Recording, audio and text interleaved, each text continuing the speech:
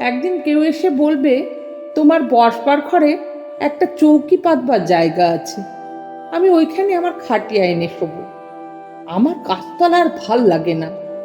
একদিন কেউ এসে বলবে তোমার ভাতের থালা থেকে আমি 3 গ্রাস তুলে নেব, কারণ আমার কোনো থালাই নেই। আমার অনাহার একঘেয়েমির মতন ধিক ধিক করে জ্বলছে, আর আমার ভাল লাগে না। গাড়ি বারান্দার তলা থেকে ধুলো মাখা 3টে বাচ্চা ছুটে এসে বলবে, ওগো আমরা বাসি রুটি চাই না, 5 নয়া চাই না।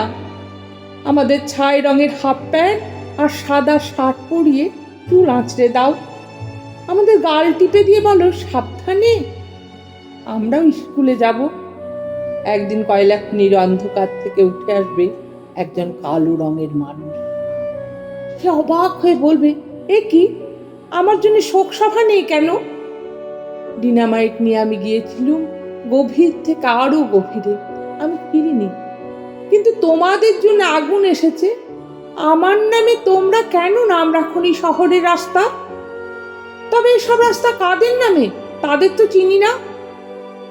একদিন ধান খেতে কাদা জল মেখে দাঁড়ানো একজন মানুষ নিজের চেয়ে আরো অনেক লম্বা হয়ে উঠে গলা তুলে বলবে, তোমরা যারা কোনোদিন কাদা জল মাখনি, মাটিতে শোনোনি কোনো আওয়াজ, জানো না ঘাম রক্ত উৎকণ্ঠায় সবুজ হয় সোনালি, এই তোমরাই শস্য নিয়ে রাহাজানি করো, আর আমার সন্তানরা থাকে উপবাস।